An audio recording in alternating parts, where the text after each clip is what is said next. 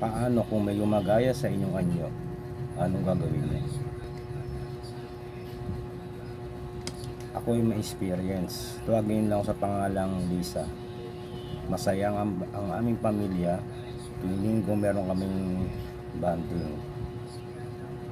Isang araw, tinawag ko ang aking anak, yung aking bunso.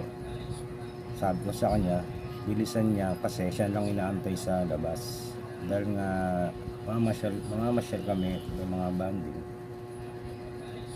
Kaso, ang aking panganay biglang pumasok sa loob at ang sinabi, akin lang daw ang inaantay. So nagulat naman ako. Tignan ko sa bintana, andun yung aking bunso na ipagharutan sa kanyang tatay.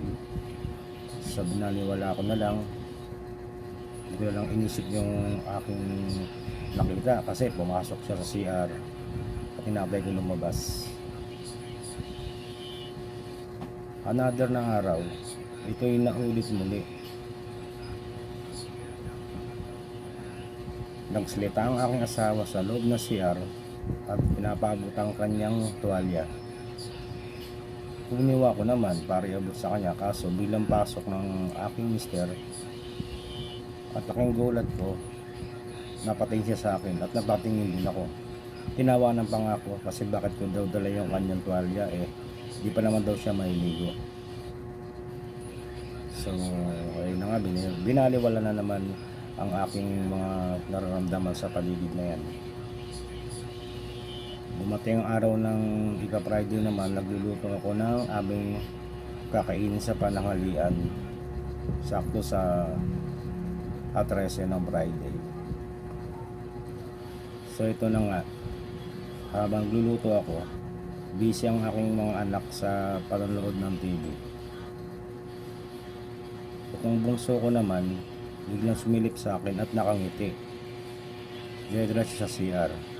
Pero biglang pumasok sa isip ko kung bakit ko gustong silipin at sundan siya. Kahit tumataas ang aking balahibo, tinuloy ko pa rin. At yun nga, laking gulat ko, nakita ko walang tao sa CR. Ngayon, sinilip ko ang aking mga anak na doon sila nanonood at ngumiti sa akin sila pareho. Doon ko na realize na totoo pala ang mga nangyayari lahat, na may mga gumagaya na tao na hindi natin alam kung ano yun. Ngayon, kinuwento ko sa aking asawa, kaso hindi siya naniniwala at tinawanan pa ako.